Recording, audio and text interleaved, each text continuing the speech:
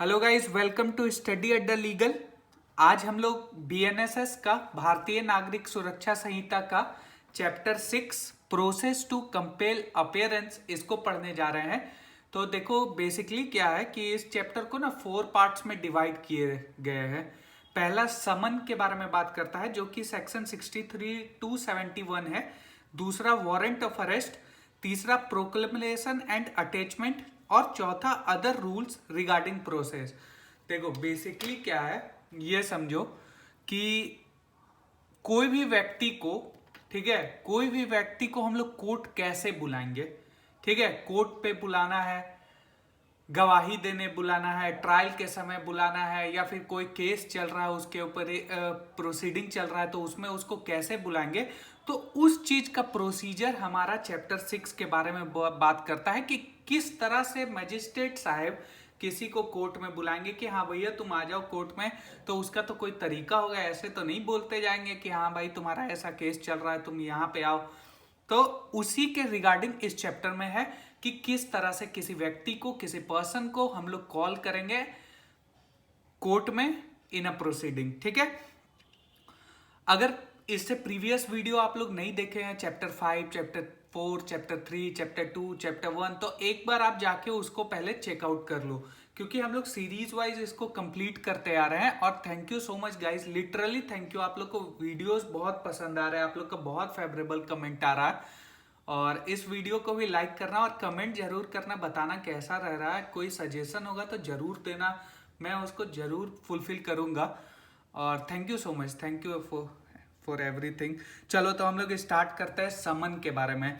देखो क्या है ना कि समन हम लोग पढ़ने जा रहे हैं कि पहले क्या होता है कि किसी को कोर्ट में बुलाना रहता है तो हम लोग क्या करेंगे, समन इशू होता है। ठीक है, आवाहन पत्र भी इसको कहते हैं कहीं कहीं पे।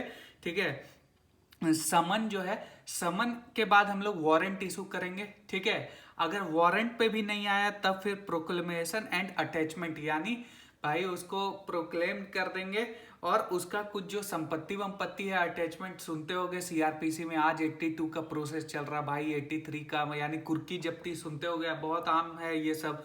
तो इसका चल रहा है, तो ये सब चीज है इसमें। तो एक केस था, क्या बोलता है ना कि यहाँ पे एक इशू है, बहुत कॉमन क्वेश्चन है कि क्या वारंट के साथ साथ प्रोक्लेमेशन और अटैचमेंट का इशू कर सकते हैं। यानी सब्सिक्वेंटली हम लोग वारंट इशू किए, पुलिस ऑफिसर वारंट, कोर्ट से वारंट इशू हुआ और साथ ही साथ में बोला कि प्रोक्लेमेशन एंड अटैचमेंट भी कर लेना उसका घर का। तो भाई ये नहीं हो सकता है। ठीक है, वारंट एंड प्रोक्लेमेशन कभी साथ साथ सब्सिक्वेंटली इशू नहीं हो सकता है। इससे रिगार्डिंग एक केस लॉ है, बहुत धड़ल्ले से पूछता है, इसको याद रखना। PK Gupta versus state of West Bengal, इसमें कहता है no proclamation can be issue unless a warrant has been issued in the first instance and the court has reason to believe that the person against whom it was issued has absconded or concealing himself so that such warrant cannot be executed। यानी proclamation, warrant जो है, ठीक है, और proclamation साथ साथ issue नहीं किया जा सकता है अनलेस जब ऐसा लगे कि भाई जो जिसके खिलाफ में, पर्सन जिसके खिलाफ में वारंट इशू किया गया है वो या तो भाग रहा है, भगौड़ा टाइप का इंसान है, एब्सकॉन्ड कर रहा है, या छुप छुपा रहा है, कंसील कर रहा है और वारंट को एग्जीक्यूट नहीं होने दे रहा। देयर आफ्टर हम लोग वारंट के बाद प्रोक्लेमेशन इशू करेंगे। देखो वारंट और प्रोक्लेमेशन साथ साथ इशू नहीं होगा, नहीं होगा याद रखना, लेकिन प्रोक्लेमेशन एंड अटैचमेंट साथ में इशू हो सकता है। क्लियर है, बहुत कॉमन क्वेश्चन है भाई, बहुत पूछता है, इसको एकदम अच्छे से समझ लेना कि warrant and proclamation can never be issued subsequently, एक साथ नहीं इशू किया जा सकता है। ठीक है, और इससे रिगार्डिंग केस हम बता दिए, PK Gupta versus state of West Bengal. ये बोला था कि जो भी था देख लेना, क्या बोला था याद है ना कि भाई प्रोक्लेमेशन नहीं इशू किया जा सकता है वारंट के साथ अनटिल एंड अनलेस वो व्यक्ति एब्सकॉन्ड कर रहा है या कंसील कर रहा है, वारंट को एग्जीक्यूट नहीं होने दे रहा। ठीक है, समन, देखो एक ही बात को 2-3 बार बोल देता हूँ मैं ताकि याद हो जाए। ठीक है, मैं भी इसी तरह याद करता हूँ और 2-3 बार पढ़ते पढ़ते याद हो जाता है, फिर रात में सोते टाइम वीडियो चला लेता हूँ, अपना खुद का वीडियो चला लेता हूँ, ठीक है, तो याद होने लगता है। तो तुम लोग भी ऐसे करना। और चलो तो समन के बारे में समझते हैं कि समन क्या होता है। देखो, कोई भी चीज़ है ना, उसको तोड़ दो, इजी से याद हो जाएगा। तो कोई पूछे समन क्या है, कोई भी पूछे, अरे भाई तुम समन से क्या समझते हो, ठीक है, तो बोलना कि समन एक लीगल डॉक्यूमेंट है। क्या है? सबसे पहला तो बोलना कि it is a legal document. उसके बाद बोलना someone is a legal document. अब किसके द्वारा इशू किया जा सकता है, किया जाता है? तो कोर्ट के द्वारा इशू किया जाता है। एक लीगल डॉक्यूमेंट किसके द्वारा इशू किया जा सकता है? कोर्ट के द्वारा। ठीक है, किस पे इशू किया जा सकता है? तो ऑन अ पर्सन एक्यूज्ड या विटनेस। देखो, दोनों हो सकता है, ठीक है। एक्यूज्ड पे ही हमेशा समन नहीं इशू किया जाता है, विटनेस को भी कॉल करने के लिए हम लोग समन इशू किया जाता है, ठीक है। और वो पर्सन क्या चीज होगा?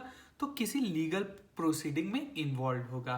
तो समन बहुत इजी से आपको समझ में आ गया हो। तो कोई भी पूछे समन क्या है, तो सबसे पहला 4 फिंगर टिप पे बोलना समन एक लीगल डॉक्यूमेंट है, कोर्ट के द्वारा इशू किया जाता है, उस व्यक्ति पे इशू किया जा सकता है जो कि वो एक्यूज्ड है या विटनेस है, और जो इन्वॉल्व है किसी लीगल प्रोसीडिंग में। 4 फिंगर टिप याद होना चाहिए। समन क्या है? लीगल डॉक्यूमेंट है, किसके द्वारा इशू किया जाता है? कोर्ट के द्वारा इशू किया जाता है। किस पे इशू किया जाता है? वैसे व्यक्ति पे इशू किया जाता है जो कि विटनेस है, एक्यूज्ड है, involve in a legal proceeding, ठीक है। देखो, द अटेंडेंस ऑफ एक्यूज्ड और विटनेस, समन किसके लिए?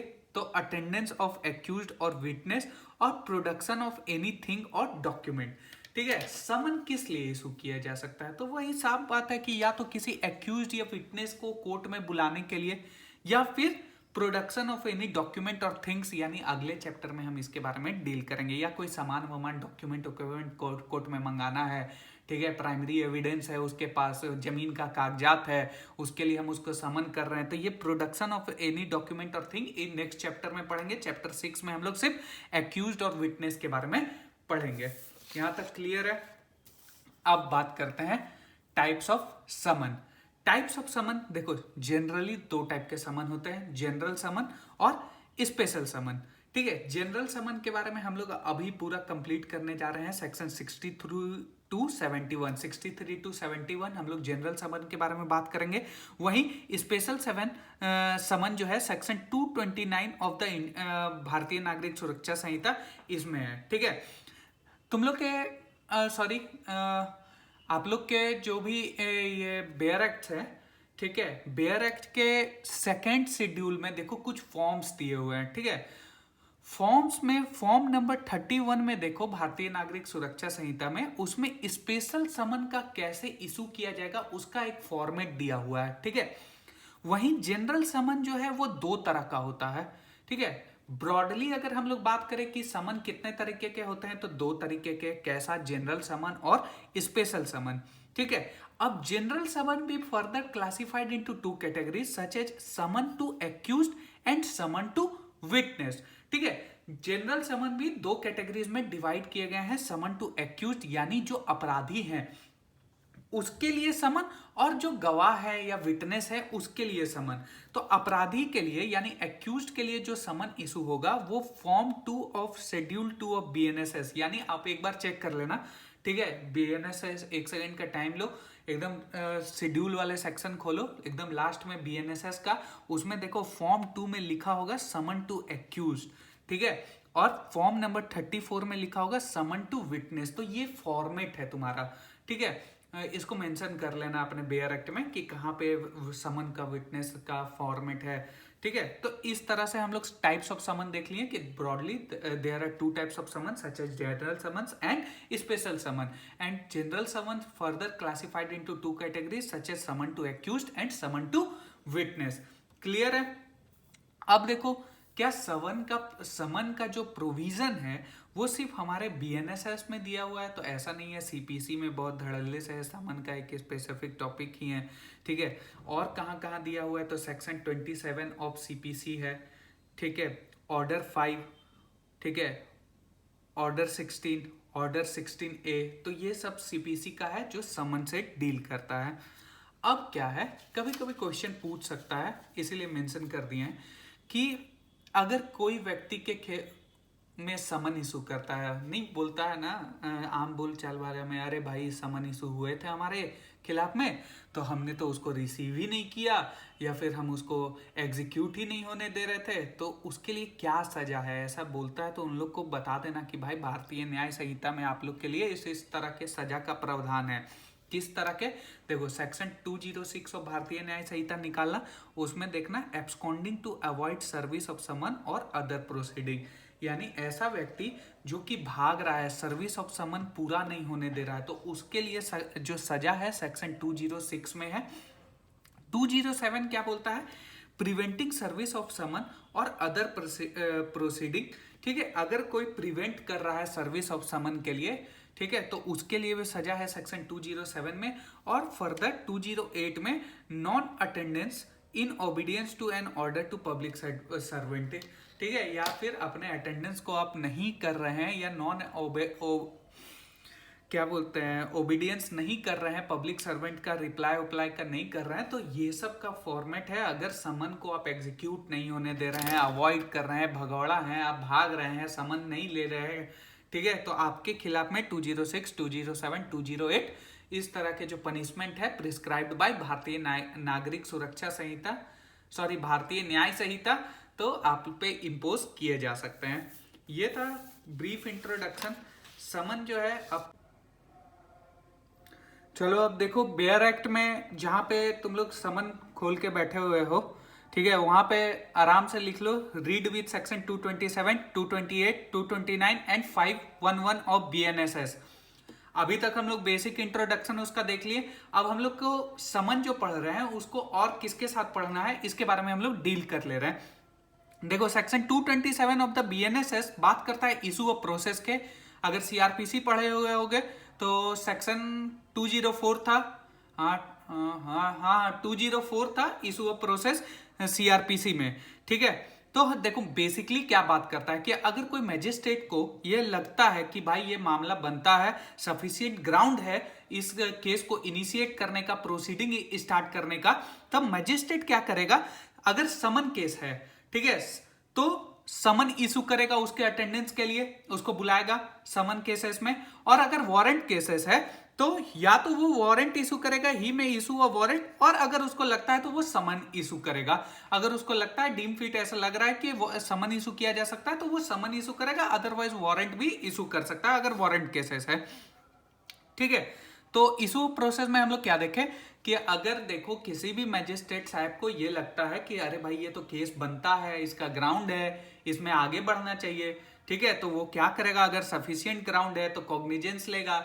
कॉग्निजेंस लेने के बाद क्या करेगा कि समन केसेस है तो समन केसेस में उसको समन इशू करेगा, विटनेस को अटेंडेंस के लिए बुलाएगा, ठीक है, एक्यूज्ड को अटेंडेंस के लिए बुलाएगा। वारंट केस है तो या तो वो वारंट इशू करेगा, अदरवाइज अगर उसको लग रहा है कि वारंट का जरूरत नहीं है, समन बुला भेज सकते हैं, तो समन इशू करेगा। अब देखो यहाँ बेसिकली क्वेश्चन क्या है, तुम लोग पूछो ना पूछो हम डील करेंगे कि समन केस और वारंट केस क्या होता है, ठीक है। समन केस 2X में है बीएनएसएस का और वारंट केस 2Z में है, ठीक है, 2X एंड 2Z में डिफाइन किया गया है। समन केस क्या है, समन केस वो केस है जो वारंट केस नहीं है, ठीक है, और ये मैं नहीं बोल रहा हूँ, ये आपका बीएनएसएस का एक्ट बोल रहा है, यानी समन को कहीं डिफाइन वफाइन नहीं किया गया है। वारंट केस को डिफाइन किया गया है, बताया है कि वारंट केस क्या है। कहता है कि वारंट केस वे केस हैं, ठीक है, जिसमें 2 साल से अधिक की सजा, life imprisonment and death sentence होती है, यानी 2 साल से अधिक कोई भी सजा प्रिस्क्राइब्ड बाय लॉ है वो वारंट केस है, एंड 2 साल से कम वाली सजा सब समन केसेस हैं।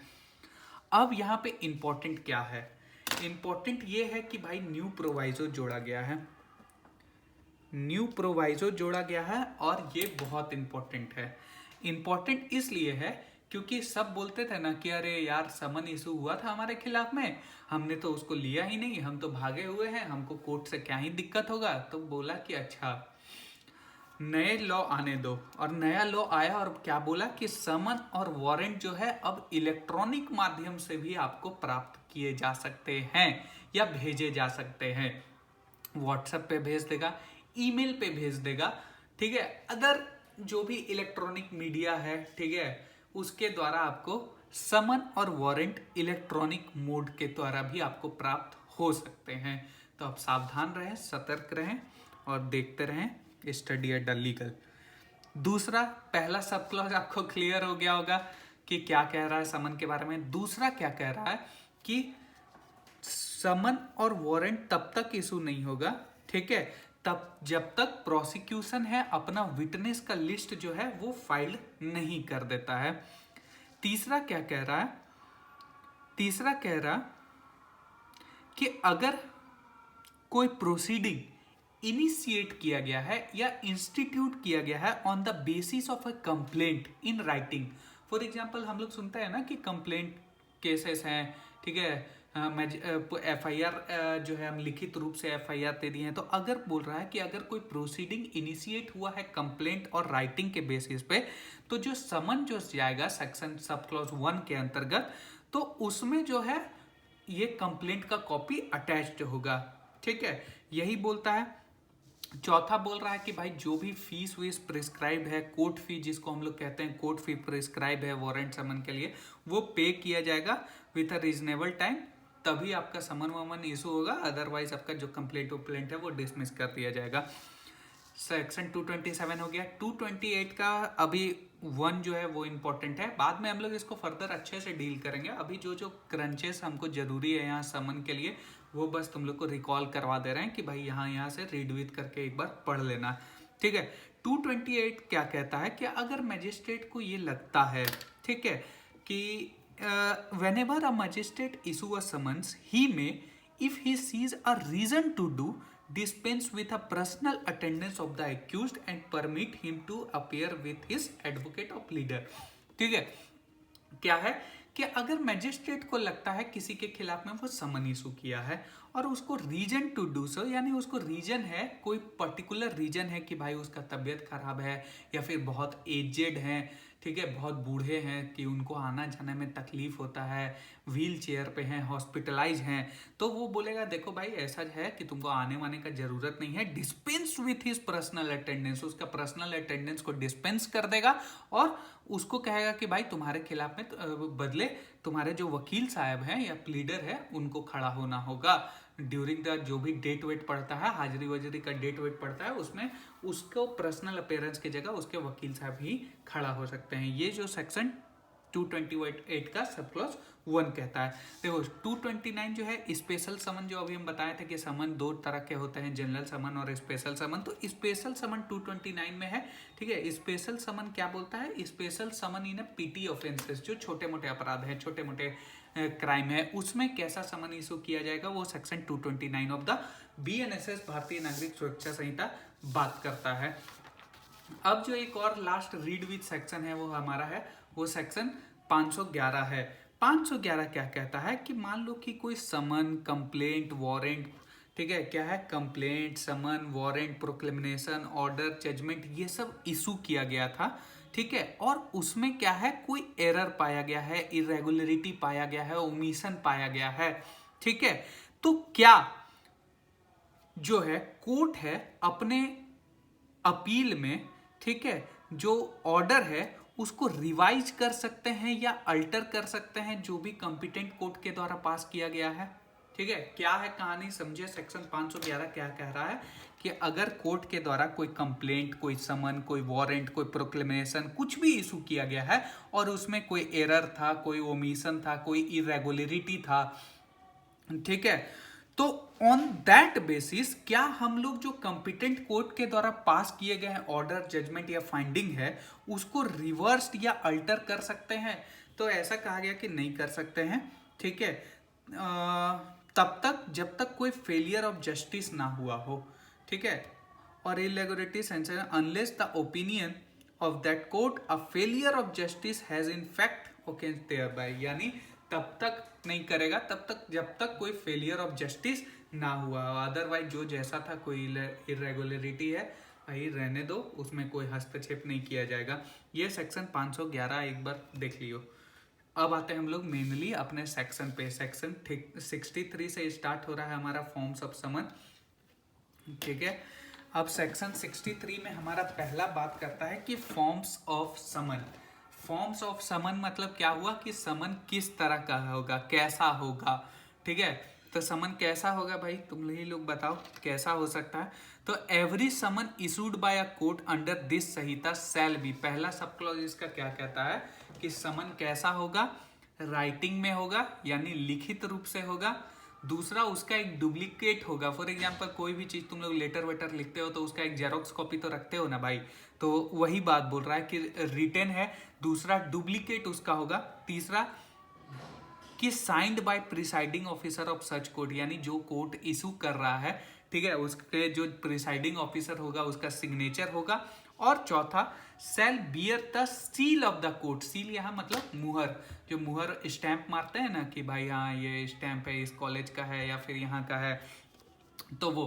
तो समन कैसा होगा, 4 फिंगर टिप। फिर यहाँ निकालना है, क्या बोलना है कि लिखित रूप से होगा, उसका एक डुप्लीकेट कॉपी होगा, सिग्नेचर होगा जो भी presiding officer of the court जो इशू कर रहा है। चौथा सील ऑफ द कोर्ट होगा, ठीक है, मुहर लगा होगा। ये तो पहले जो सीआरपीसी में था वो सेम एज इट इज है। अब नया क्या है, सब क्लॉज 2 में एक नए प्रोविजन जोड़े गए हैं कि new an encrypted any other form of electronic communication shall bear the image of the seal of the court और digital signature। ठीक है, यानी अब क्या है, कोई इलेक्ट्रॉनिक जो ये जो ई समन कह सकते हैं, ठीक है, यानी इलेक्ट्रॉनिक कम्युनिकेशन के थ्रू समन जो इशू किया है वो इनक्रिप्टेड है और उसमें जो है सील जो होगा ऑफ द कोर्ट का उसमें फोटो लगा होना चाहिए और डिजिटल सिग्नेचर होना चाहिए। ठीक है, ये कोई खास है नहीं इसमें यार। अब आते हैं सेक्शन 64। देखो 64 बहुत इंपॉर्टेंट है। इंपॉर्टेंट क्या है इसमें, सब छोटा छोटा है यार। देखो क्या कहता है कि every summon shall be served by. अब दूसरा हम लोग देख लिए कि समन में क्या होगा, ठीक है। अब दूसरा पॉइंट यहाँ है कि कैसे सर्व होगा, किसके द्वारा होगा, ठीक है। तो समन हाउ सर्व्ड सेक्शन 64 क्या कहता है कि किसके द्वारा सर्व होगा, तो 3 लोगों के द्वारा। या तो पुलिस ऑफिसर के द्वारा सर्व किए जा सकते हैं, किसी को समन भेजना है तो पुलिस ऑफिसर देगा। दूसरा ऑफिसर ऑफ द कोर्ट, जो भी ऑफिसर ऑफ द कोर्ट है उसके द्वारा।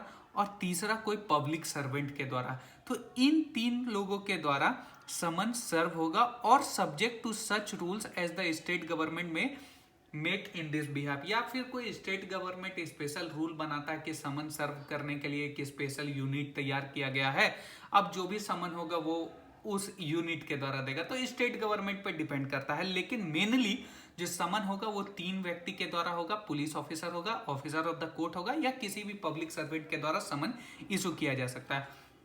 अब देखो ये नया प्रोवाइजो इसमें जोड़ा गया है, ठीक है। नया प्रोवाइजो क्या कहता है, द पुलिस स्टेशन और रजिस्ट्रार इन द कोर्ट, ठीक है, यानी जो पुलिस स्टेशन होगा और रजिस्ट्रार ऑफ द कोर्ट होगा, या रजिस्ट्रार जो है इन द कोर्ट, ठीक है, वो एक रजिस्टर मेंटेन करेगा। और रजिस्टर में क्या लिखेगा कि जिसको समन इशू किए हैं उसका ईमेल एड्रेस, ठीक है, उस व्यक्ति का फोन नंबर और any other details as the state government may provided by rules, और कोई भी तरह का डिटेल्स जो भी स्टेट गवर्नमेंट प्रोवाइड किया होगा रूल्स के द्वारा, ठीक है, कि ये सब चीज रिकॉर्ड करना मैंडेटरी है। नया प्रोवाइजो में क्या है कि पुलिस स्टेशन और रजिस्ट्रार इन द कोर्ट वो क्या करेगा, एक रजिस्टर मेंटेन करेगा। रजिस्टर में क्या होगा कि वो ईमेल एड्रेस लिखेगा, फोन नंबर लिखेगा और एनी अदर रूल्स जो भी प्रिस्क्राइब बाय होगा स्टेट गवर्नमेंट के द्वारा। तो देख रहे हो ईमेल एड्रेस का क्या वैल्यू बढ़ गया है भाई, ईमेल आईडी का। सब क्लॉज 2 क्या कहता है, इफ प्रैक्टिकेबल, ठीक है, जहां तक यथासंभव प्रयास करना है, अगर प्रैक्टिकेबल है, ठीक है, आपके प्रारूप है, then the person in whose name the summon has been issued serve personally to him, यानी जिसके नाम पर समन इशू किया गया है पर्सनली उस व्यक्ति को समन देना है। ये नहीं कि कोई बच्चा घर पे खेल रहा था उसको पकड़ा के चल गया है, ऐसा नहीं है, ठीक है। जिसके नाम पे इशू किया गया है, फॉर एग्जांपल एक्स नाम के व्यक्ति पे इशू किया गया है, ठीक है, तो एक्स नाम के व्यक्ति को ही समन पर्सनली भेजना है, ठीक है, और किसी को नहीं भेज देना है, नहीं दे देना है, ठीक है। न्यू प्रोवाइजो इसमें भी जोड़ा गया है कि summon bearing the image of court seal may also be served by electronic communication. कुछ है नहीं यार इसमें। तीसरा तीसरा क्या कह रहा है, person on whom summon is served personally shall if required by serving officer sign on the back of the duplicate copy. For example कि हम किसी के समन, ये वाला फॉर एग्जाम्पल ये समन है, ठीक है, ये समन उसको दिए, ठीक है, उसके डुप्लीकेट पे हम बोलेंगे कि देखिए उसके बैक है, बैक पे इस पे सिग्नेचर कर दीजिए अपना कि हाँ भाई रिसीव्ड हो गया। तो वही कह रहा है section 3 sub clause 3 of section 64 क्या कह रहा है कि जिसके खिलाफ में समन पर्सनली इशूड किया गया है, अगर रिक्वायर्ड है जो सर्विंग ऑफिसर के द्वारा, तो सिग्नेचर करवाएगा on the back of the duplicate copy, यानी जो एक और डुप्लीकेट कॉपी है ना, जेरॉक्स कॉपी टाइप का, उस डुप्लीकेट को कॉपी के पीछे में सिग्नेचर करवाएगा कि हाँ भैया हमको रिसीव हो गया, समन दे चुके हैं। ठीक है, सेक्शन 64 क्लियर है। अब आप देखो, अब क्या है, 3 सेक्शन हम लोग साथ में पढ़ेंगे। 3 सेक्शन क्या करेंगे हम लोग साथ में पढ़ेंगे, कौन कौन सा सेक्शन, सेक्शन 65, 68 और 71। ठीक है, 65 क्या कहता है कि समन किसी कॉर्पोरेट बॉडी, फर्म या सोसाइटी को कैसे दिया जाएगा। सेक्शन 68 बोलता है कि समन किसी गवर्नमेंट सर्वेंट को कैसे देंगे, और 71 कहता है कि समन किसी विटनेस को कैसे दिया जाएगा। Summon, service of summon to witness, ठीक है, service of summon to corporate bodies, firms and societies, service of summon to government servant. तो ये 3 सेक्शन को साथ में पढ़ेंगे, सेक्शन 65, 68 एंड 71। देखो सेक्शन 65 क्या कहता है कि service of summon on corporate bodies, firms and societies. ठीक है, service of summon on a company और a corporation may be affected by serving, यानी अगर किसी सर्विस ऑफ समन कर रहे हैं किसी कंपनी, कॉर्पोरेशन को, तो हम उसके जो है उसके डायरेक्टर को, उसके मैनेजर को, उसके सेक्रेटरी को और other officer of the company और कॉर्पोरेशन को हम लोग देंगे। जो समन होगा, समन का कॉपी होगा, वो हम किसको देंगे, अगर हम किसी कंपनी या कॉर्पोरेशन में दे रहे हैं तो या तो उस कंपनी के डायरेक्टर को देंगे, या उस कंपनी के मैनेजर साहब को देंगे, या सेक्रेटरी साहब, या अदर कोई ऑफिसर होगा कंपनी का, उसको हम लोग पकड़ाएंगे कि भैया ऐसा ऐसा समन इशू किया गया है, ये आप रखिए। अगर फिर भी नहीं है, ठीक है, तो जो लेटर है, ठीक है, रजिस्टर्ड पोस्ट के द्वारा, पोस्ट ऑफिस देखते हो ना, सब बोलता है ना कि भाई अगर कोई लेटर वेटर नहीं ले रहा तो स्पीड पोस्ट कर दो, ठीक है, तो वही कह रहा है कि भाई लेटर हम लोग भेज देंगे, जो समन है वो थ्रू लेटर पोस्ट ऑफिस के द्वारा भेज देंगे, रजिस्टर्ड पोस्ट ऑफिस के द्वारा। किसको भेज देंगे, तो वही डायरेक्टर, मैनेजर, सेक्रेटरी या other officer of the court को। तो सीआरपीसी में एक वर्ड था कि अब जो लेटर होगा वो chief officer of the corporation को जाएगा, उसको हटा दिया गया। अब बोला कि भाई इसी सबको में से किसी को भेज देंगे। इसमें एक एक्सप्लेनेशन है। एक्सप्लेनेशन क्या बात करता है कि in this section company means a corporate body और corporation means a incorporated company registered under section under companies act 2013। Incorporation of a company अगर तुम लोग पढ़े होगे, ठीक है, या कंपनी क्या है, एक कॉर्पोरेट बॉडी है, उसका इनकॉर्पोरेशन होता है, ठीक है, और किसके थ्रू अंडर होता है, तो कंपनीज एक्ट 2013 के अंदर होता है। और सोसाइटी कहाँ होता है, तो सोसाइटी रजिस्ट्रेशन एक्ट 1860 के थ्रू होता है। 1860 में क्या था भाई, आईपीसी था ना, ठीक है, तो सोसाइटी रजिस्ट्रेशन एक्ट 1860 के तहत होता है। तो एक्सप्लेनेशन में तुमको बताया गया है साफ साफ कि भाई कंपनी कैसा कंपनी, तो वैसा कंपनी जो कि कंपनीज एक्ट 2013 के अंदर इनकॉर्पोरेट हुआ है, और सोसाइटी मतलब वैसा सोसाइटी जो कि सोसाइटी रजिस्ट्रेशन एक्ट 1860 के अंदर आया है, बना है, फॉर्म हुआ है। अब देखो सब क्लोज 2 इसका इंपॉर्टेंट है और नया इसको जोड़ा गया है, पहले ये नहीं था सीआरपीसी में। इसमें कहता है कि service of summon on a firm or other association of individual by effected by serving in any partner or by letter sent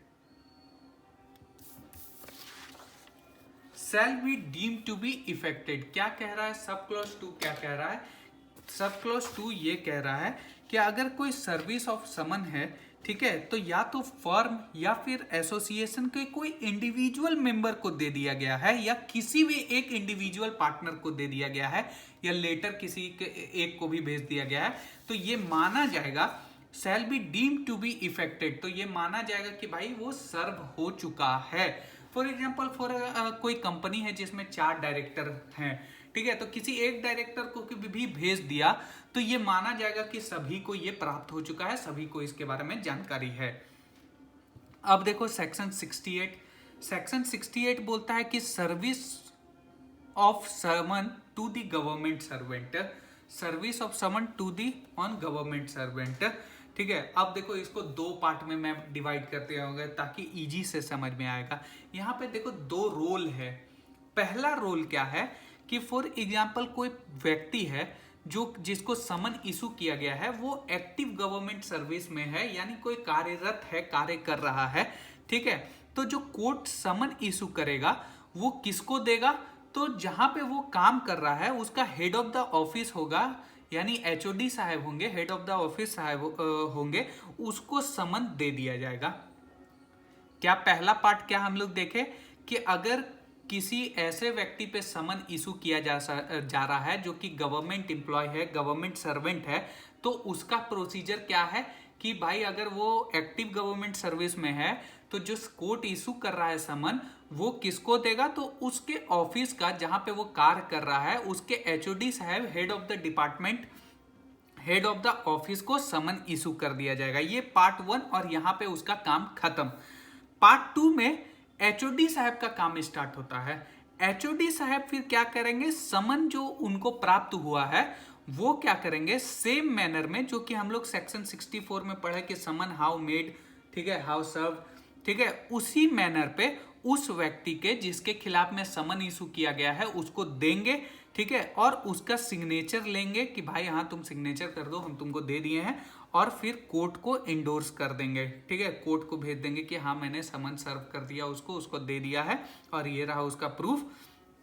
तो अब इसको तोड़ दिए थे, अब इसको पढ़ते हैं एक बार।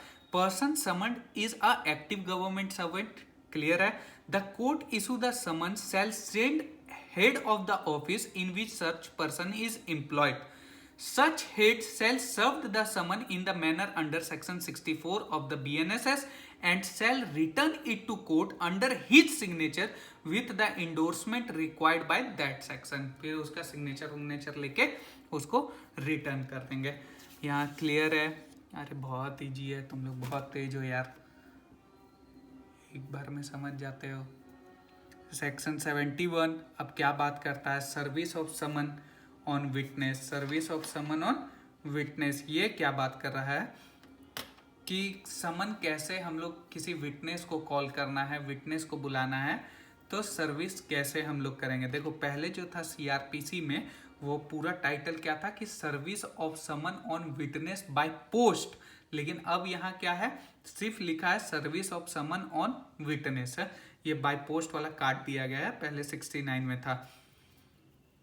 क्या कहता है, a copy of summon to be served by electronic communication और by registered post address to the witness at the place where he ordinarily resides और कैरीज ऑन बिजनेस और पर्सनली वर्क फॉर गेन। यानी जो किसी witness को हम लोग को बुलाना है, ठीक है, तो उसको समन कैसे सर्व किया जाएगा, या तो किसी इलेक्ट्रॉनिक माध्यम से या फिर उसको रजिस्टर्ड पोस्ट के माध्यम से उसको समन उसके घर पर जहां पे वो रह रहा है या जहां से वो बिजनेस कर रहा है या काम धंधा कर रहा है, वहां पे दुकान उकान चला रहा है या जहां पे वो कार्य कर रहा है पर्सनल गेन के लिए, इन तीनों जगह में से किसी जगह भी भेजा जा सकता है।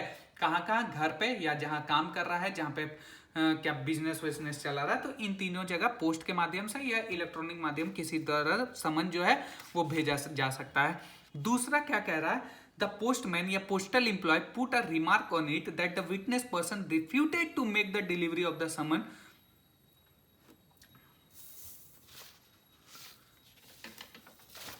Under section 70 subclause 3 by electronic means communication, then the issue court may be deemed that the summon has been duly served। देखो 70 सबक्लॉज 3 हम लोग पढ़ेंगे, वहां बोलता है कि इलेक्ट्रॉनिक माध्यम से इलेक्ट्रॉनिक कम्युनिकेशन समन कैसे होगा। ये सेक्शन जो सबक्लॉज 2 है, इसका सबक्लॉज 2 इसमें बेसिकली क्या कह रहा है ये ध्यान लो कि देखो जो पोस्टल एम्प्लॉय है, ठीक है, या फिर पोस्टमैन है, वो क्या करता है कि रिमार्क कर देता है, अपने पोस्ट पे लिख देता है कि भाई देखो मैं समन लेके गया था और जो व्यक्ति है वो समन लेने से इनकार कर दिया है। ठीक है, तो उसको एज अ एविडेंस माना जाएगा। और अगर वो ऐसा रिमार्क कर देता है, एक्नॉलेजमेंट कर देता है, ठीक है, तो ये माना जाएगा कि समन ड्यूली सर्व्ड हो चुका है, चाहे आप लिए हो ना लिए हो, लेकिन ये कोर्ट मानेगा कि समन सर्व हो चुका है। तो ऐसा बहुत लोग बोलते हैं ना कि भाई मैंने तो पोस्ट ऑफिस से आया था, मैं लिया नहीं, ठीक है, तो ऐसा नहीं है। और उसके बाद आप प्ली नहीं ले सकते हैं कि हमको समन मिला ही नहीं है, आप नहीं ले सकते हैं, क्योंकि ये साफ साफ बोल दिया है कि अगर आप नहीं लेते हैं और वो एक्नॉलेज कर दिया, लिख दिया, तो माना जाएगा कि समन ड्यूली सर्व्ड हो गया है। अब देखो बात आता है 3 सेक्शन, हम लोग 3 देख लिए वहां पे, अब फिर 3 सेक्शन साथ में देखेंगे। सेक्शन 64 हम लोग देख लिए कि समन हाउस मेड या समन हाउस सर्व्ड। देखो समन हाउस सर्व्ड में हम लोग को क्या कहा कि भाई अगर जो पर्सनली व्यक्ति को समन देना है। अब अगर सेक्शन 66 क्या कह रहा है, ठीक है, सेक्शन 66 कह रहा है कि अगर वो व्यक्ति पर्सनली नहीं मिल रहा है, ठीक है, वो व्यक्ति उस नहीं है, घर पे नहीं है, विदेश चला गया है, तो समन किसको देंगे। तो सीआरपीसी में पहले था कि एडल्ट मेल मेंबर को पकड़ा देंगे कि हाँ भाई उस घर का जो आप एडल्ट मेल मेंबर है, सबसे बड़े मेल मेंबर है, आपके बेटे के नाम पे, आपके इसके नाम पे समन आया है, ये रख लीजिए। लेकिन अब एडल्ट मेल को हटा के सिर्फ एडल्ट मेंबर कर दिया गया है बीएनएसएस में। और फिर सेक्शन 67 में बोलेंगे कि अगर ये भी नहीं है, कोई उसका परिवार भी नहीं है, कोई मेंबर भी नहीं है उसके घर में, तब क्या करेंगे, तब बोला कि affix on the conspicuous part of the house. तो चलो इसको डिटेल में पहले पढ़ते हैं। पहला 64 हम लोग समझ गए हैं कि 64 में साफ साफ कहा गया है कि भाई जिसके नाम पे समन इशू किया गया है उसको पर्सनली समन हम लोग को देना है। अब सेक्शन 66 क्या कहता है, सेक्शन 66 ये कहता है कि service when person someone can not be found, यानी अगर जिसके खिलाफ में समन इशू किया गया है और वो व्यक्ति अगर नहीं मिल रहा है, तब क्या करना है। If the summon has been issued and by exercise of due diligence such person not be found, अगर किसी के खिलाफ में समन इशू किया गया है और व्यक्ति जो है वो नहीं मिल रहा है, तो क्या करेंगे, जो समन है वो उसके घर के किसी भी adult member of the family जो भी उसके घर पे रह रहा है उसको दे देंगे, ठीक है। सिग्नेचर और डुप्लीकेट अगर जरूरत है प्रिसाइडिंग ऑफिसर के द्वारा तो वो ले सकता है, ठीक है। सीआरपीसी में क्या था कि सिर्फ एडल्ट मेल मेंबर को ही हम लोग समन देंगे, लेकिन हमारा जो बीएनएसएस है वो कहता है कि जो समन है वो किसी को भी दिया जा सकता है, किसी को भी दिया जा सकता है, बकायदा वो एडल्ट मेंबर होना चाहिए, महिला है पुरुष है कोई फर्क नहीं पड़ता, adult member of the family है जो उसके घर में रह रहा है उसको समन दे देंगे। अगर जो पर्सन जो है जिसके खिलाफ में समन इशू किया गया है वो नहीं मिल रहा है, तो इसमें एक एक्सप्लेनेशन है। एक्सप्लेनेशन में कहता है कि सर्वेंट जो है, नौकर चाकर जो है, वो मेंबर ऑफ द फैमिली नहीं होते हैं। तो ऐसा नहीं है कि नौकर को पकड़ा दिए आप समन कि हाँ भाई दे देना मालिक को, होता है, ऐसा नहीं है। नौकर जो है अंडर दिस सेक्शन सीआरपीसी में नौकर is not a member of family. कोई बच्चा को भी नहीं पकड़ा सकते हैं आप, ठीक है, इंसेन है या फिर कोई बच्चा है उसको भी आप समन नहीं दे सकते हैं, adult member of the family को दे सकते हैं। अब क्या कहता है, देखो जब सीआरपीसी में सिर्फ एडल्ट मेल मेंबर का जिक्र होता था ना, तो हम लोग सीपीसी के ऑर्डर 5 के रूल 15 में देखते थे कि समन जो है वहां पे फीमेल को भी इशू किया जा सकता था, किसी फीमेल को भी दिया जा सकता था। लेकिन अब हमारा बीएनएसएस भी कहता है कि भाई समन जो है फीमेल किसी भी एडल्ट को दिया जा सकता है। टीपीए का सेक्शन 106 का सब क्लॉज 4 में एक बार पढ़ना तुम लोग, वहां पे बोलता है जो कोई भी समन वमन है भाई नौकर को भी दे सकते हैं, सर्वेंट को भी दे सकते हैं। ये सेक्शन 66 था। अब आते हैं सेक्शन 67 में। अब क्या कह रहा है कि भाई पहला तो काम ये था कि समन जो है पर्सनली देना था, वो आदमी नहीं मिला। दूसरा नहीं मिला तो भाई उसके एडल्ट मेंबर को देना था। साला उसके घर पे कोई उसके घर पे कोई एडल्ट मेंबर ही नहीं है, ठीक है, कोई एडल्ट मेंबर नहीं है। तब क्या करें, तब section 67 came into existence. Section 67 क्या कहता है, procedure when service can not be effected as before provided, ठीक है। अब क्या है, मान के चलो 64 में नहीं काम बना, 65 में नहीं काम बना, 66 में नहीं काम बना, तो क्या करेंगे, तब क्या करेंगे कि भाई एक समन उठाएंगे, उसका जो घर है उसके conspicuous part of the house और homestead in which person summon ordinarily resides, वहां पे अफिक्स कर देंगे, यानी समन जो है उसके घर के सामने चिपका देंगे कि हाँ भाई समन इशू हुआ है, या फिर वो जहां रहता है, ठीक है, वहां पे चिपका देंगे। कॉन्स्पिशियस पार्ट का मतलब क्या है? Conspicuous part of the house क्या होता है? Conspicuous part of the house मतलब कि भाई जनरली जो आदमी घर से एंट्री पॉइंट होता है दरवाजा पे, ठीक है, जो मेन गेट हुआ वहां पे लगा दिया, जो आते जाते दिखे उसको, ऐसा नहीं है कि भाई क्या किया कि वो गमला वमला पे चिपका दिया या फिर गमला के नीचे रख दिया कि वो आएगा समन ले लेगा, ऐसा कुछ नहीं है। क्या कह रहा है कि affix to the conspicuous part of the house, और जहां पे वो ऑर्डिनरली रिसाइड्स करता है, and thereupon the court, और कोर्ट के अंदर भी, ठीक है। आफ्टर इंक्वायरीज, अगर कुछ इंक्वायरीज कोर्ट को ऐसा लगता है करने के बाद, या तो वो समन को ड्यूली बोलेगा कि सर्व हो चुका है, और नहीं तो एक फ्रेश समन इशू कर देगा। हम लोग क्या देखें सेक्शन 67 में, ये देखें कि अगर कोई व्यक्ति समन जो है वो जिसके खिलाफ में पर्सनली नहीं मिल पाया या फिर उसके फैमिली में कोई नहीं है, तब क्या करेंगे, जहां पे वो रहता है वहां के कॉन्स्पिशियस पार्ट पे हम लोग समन को चिपका देंगे, और कोर्ट में भी, ठीक है। और क्या करेंगे, अगर कोर्ट को ऐसा लगता है कि भाई ये तो ड्यूली सर्व्ड हो गया है, तो वो डिक्लेयर कर देगा ये समन ड्यूली सर्व्ड है, और अगर नहीं लगता है तो कोर्ट जो है एक नया फ्रेश समन इशू कर सकता है उस व्यक्ति के खिलाफ में। अब लास्ट दो सेक्शन बचा इस चैप्टर का, इस टॉपिक का। सेक्शन 69 क्या कहता है? Service of summon outside local limit, ठीक है। फॉर एग्जांपल एक्स नाम के जगह पे सर्विस, ये इस कोर्ट में ने समन इशू किया, ठीक है, लेकिन इसका जुरिडिक्शन नहीं था उस व्यक्ति को समन बेक करने का, ठीक है। तो ये क्या करेगा, वहां के जो लोकल कोर्ट मजिस्ट्रेट साहब हैं उसको ये समन भेजेगा, और फिर मजिस्ट्रेट साहब जो ऑर्डिनरली जो समन भेजने का तरीका है, ठीक उसी प्रकार से उस व्यक्ति को समन भेजेंगे, ठीक है। ये प्रॉपर प्रोसीजर होगा जब जुरिडिक्शन नहीं होगा उस कोर्ट का। When summon issued and served outside its local jurisdiction, it shall ordinarily send to such summon in duplicate to the magistrate। यहां से इशू किया गया था, इसका जुरिडिक्शन नहीं था यहाँ पे, तो इसने इस कोर्ट के मैजिस्ट्रेट को दिया। अब ये मैजिस्ट्रेट साहब इस व्यक्ति को समन देंगे, जो भी समन का प्रोसीजर है उसके जिस सेम इस्तेमाल करते हुए। अब लास्ट सेक्शन जो है हमारा समन का जो हम लोग को पढ़ना है, वो पढ़ना है सेक्शन 70, ठीक है। Proof of service in summon case when service officer not present. देखो सेक्शन 69 में क्या देखे कि भाई समन कोई और इशू किया गया था, दिया गया किसी और के द्वारा, ठीक है। तो क्या होगा कि मान लो कि जो व्यक्ति समन इशू किया गया था वो प्रेजेंट ही नहीं हो पा रहा है या फिर नहीं आ पा रहा है, तब क्या होगा?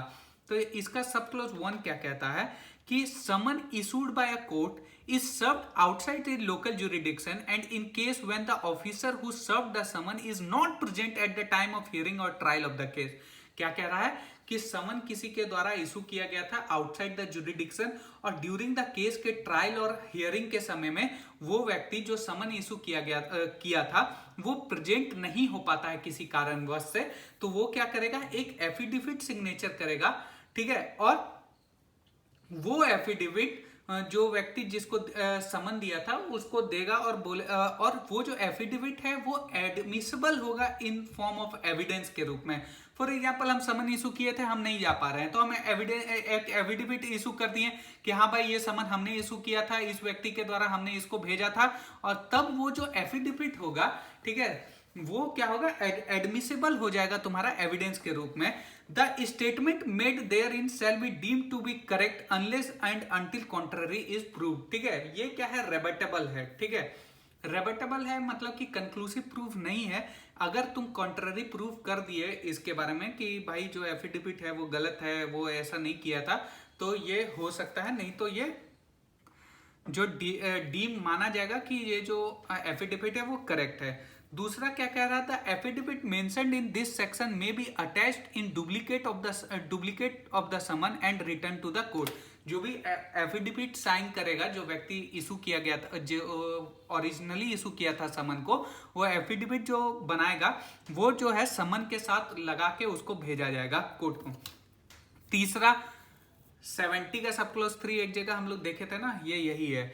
All summons served through electronic communication under section 64 to 71 shall be considered as duly served and a copy of summons shall be attested and a proof of service of summon। ठीक है, जो भी समन इशू किए जाएंगे, ठीक है, electronic communication के द्वारा, वो माना जाएगा कि ये ड्यूली सर्व्ड हो चुके हैं, यानी जिसके खिलाफ में इशू किया गया है उसको प्राप्त हो चुका है। ठीक है, और वो क्या है, प्रूफ के तौर पे माना जाएगा। तो ये आपका सेक्शन चैप्टर कंप्लीट होता है। ये हम ये टॉपिक हमारा समन कंप्लीट होता है। इसके बाद हम लोग विटनेस, प्रोक्लेमेशन एंड अटैचमेंट और अदर रूल्स रिगार्डिंग इसको खत्म करेंगे। तो अगर यहाँ तक वीडियो पसंद आया होगा तो लाइक कर देना, कमेंट कर देना कैसा लगा वीडियो, और नेक्स्ट वीक में हम इसका जो नेक्स्ट चैप्टर को पूरा कंप्लीट कर देंगे। तो थैंक यू फॉर वॉचिंग।